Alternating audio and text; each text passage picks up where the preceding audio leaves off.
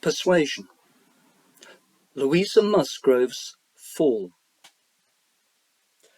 In this video, I want to take a look at a famous episode in Jane Austen's final completed novel, Persuasion. The setting of the episode is the coastal town of Lyme Regis in Dorset, on what is known as the Cobb, a stone harbour wall with steps cut into it. The relevant passage goes as follows.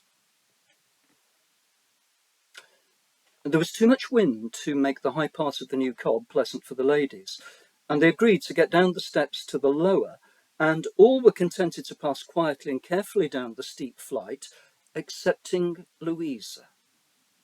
She must be jumped down them by Captain Wentworth. In all their country walks, he had had to jump her from the stiles. The sensation was delightful to her. The hardness of the pavement for her feet made him less willing upon the present occasion.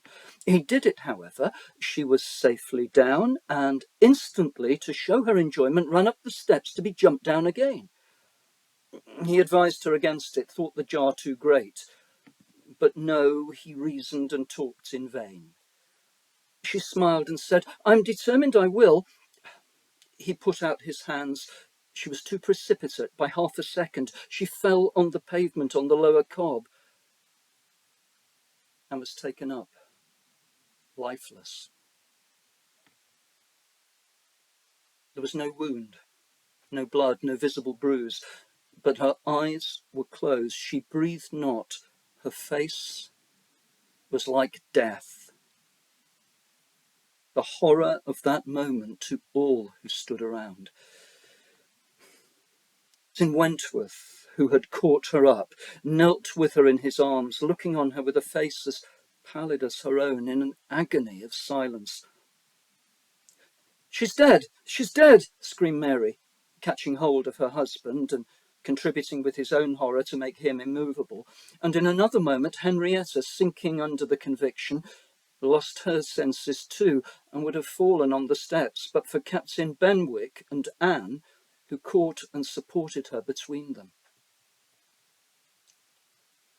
"Is there no one to help me?" were the first words which burst from Captain Wentworth, in a tone of despair, and as if all his own strength were gone. Go to him, cried Anne. "For heaven's sake, go to him. I can support Henrietta myself. Leave me and go to him. Rub her hands, rub her temples. Here are salts. Take them. Captain Benwick obeyed, and Charles at the same moment, disengaging himself from his wife, they were both with him. And Louisa was raised up and supported more firmly between them, and everything was done that Anne had prompted. But in vain. While Captain Wentworth, staggering against the wall for his support, exclaimed in the bitterest agony, "Oh God, her father and mother!" "A surgeon," said Anne. He caught the word. It seemed to rouse him at once, and saying only, True, a surgeon this instant," was darting away when Anne eagerly suggested, "Captain Benwick, would it not be better for Captain Benwick? He knows where a surgeon is to be found." Everyone capable of thinking felt the advantage of the idea, and in a moment, it was all done in rapid moments, Captain Benwick had resigned the poor corpse-like figure entirely to her brother's care, and was off for the town with the utmost rapidity. It's a very dramatic passage, conveying shock, terror, panic, even grief for what appears at the time to be sudden death. It is particularly striking in the world of Jane Austen's novels, which do not normally deal with life-threatening, violent accidents. Louisa's the victim of the accident and therefore at the centre of the scene, though for most of what takes place, she's a completely inert figure, with the action taking place around her apparently lifeless body. Among the throng of people, 6 in all, who react in various ways to what's happened to Louisa, two characters are prominent in very different ways. These are Captain Wentworth, the hero of the novel, and Anne, the heroine. And I want to focus on these two, especially Captain Wentworth, whose behaviour is very noteworthy. Wentworth is a captain in the Royal Navy in a period when the Navy was regularly involved in dangerous engagements. Nelson's great victory at the Battle of Trafalgar occurred the year before Wentworth meets Anne for the first time in the novel. Wentworth has risen well in a career that recognises practical competence, cool-headedness and courage.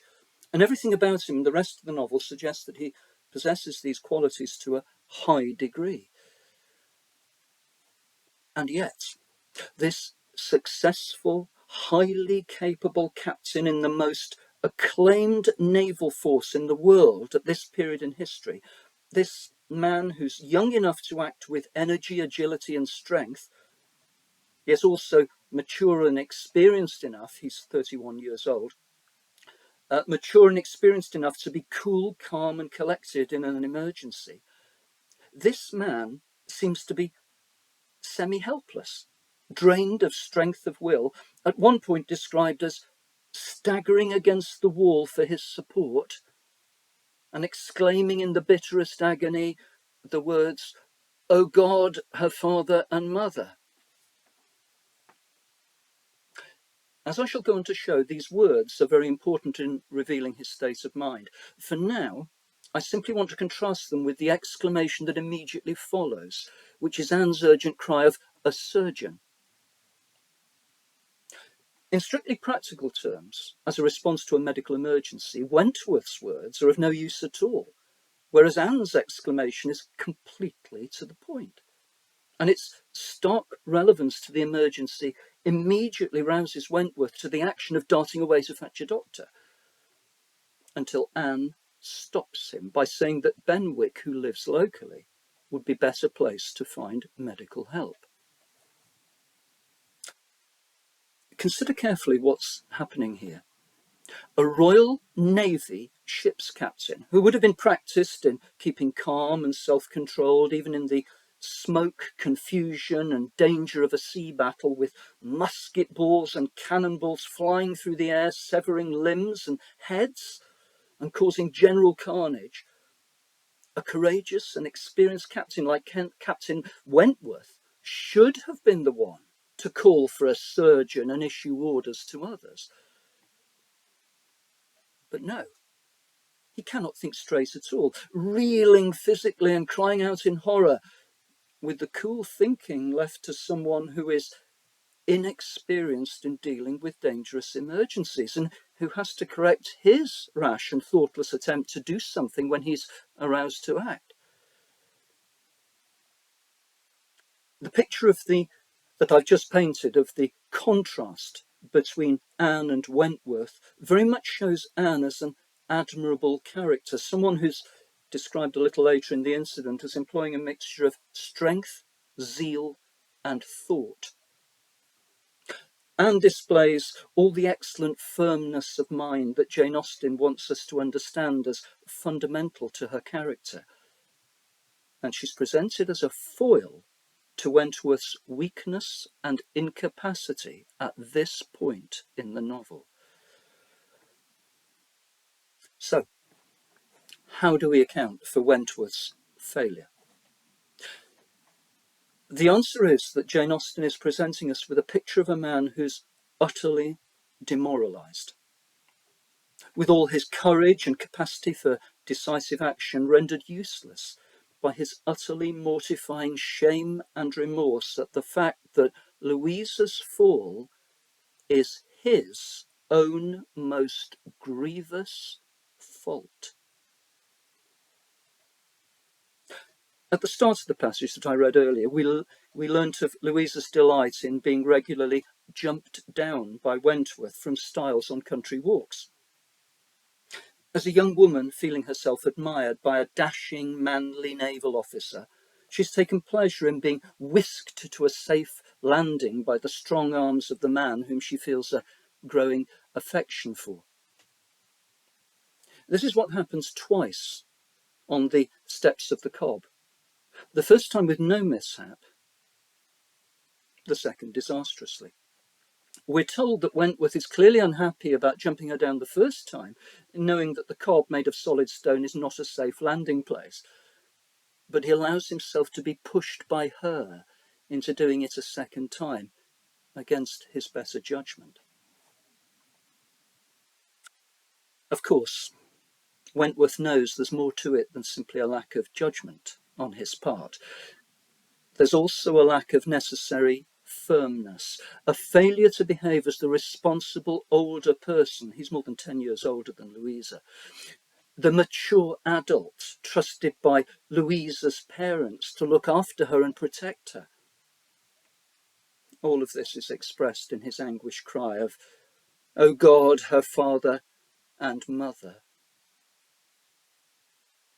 And still deeper than all this, there's the fact that he has convinced Louisa into believing that he values a woman who is determined, courageous, and self-willed, something that he set up in his mind as a picture of what he believes Anne has not been when she allowed herself to be persuaded out of marrying him 8 years before.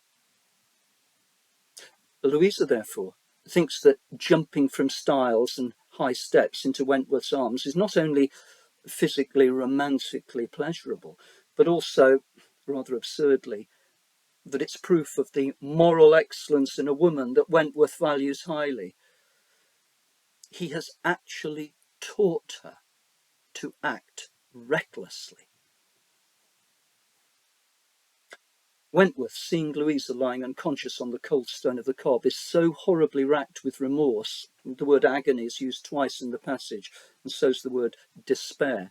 So horribly racked with remorse for his behaviour that he's incapacitated in the face of an extreme emergency. And no wonder. He has enjoyed Louisa's romantic attentions, which have gratified his vanity as the dashing, strong-armed officer. He's lacked maturity and firmness in a matter of practical safety, where he knew he was in the right and the giddy young Louisa in the wrong. He's failed in a duty of care to look after Louisa. And he's foolishly set up a crudely simplistic image of womanly perfection in a way to get back at Anne in his mind for supposedly failing to be perfect in the past. The irony is, of course, that in the incident of Louisa's fall, it is Anne who shows herself to be the woman of true, not false, true firmness of mind, a massive contrast to the obstinate, headstrong, immature Louisa demanding to be jumped down the steps. Louisa's fall changes many things in the novel, including her own personality and her destiny in marriage, though these lie outside the scope of this video. I'd like to end by simply saying that for Wentworth, the dramatic fall of Louisa Musgrove on the steps of the Cobb at Lyme Regis has the effect of shocking him into beginning a new understanding of things, a clear understanding of his own faults, a full awareness of the shining virtues of Anne, and a realization of who is the woman he truly loves. Thank you for listening.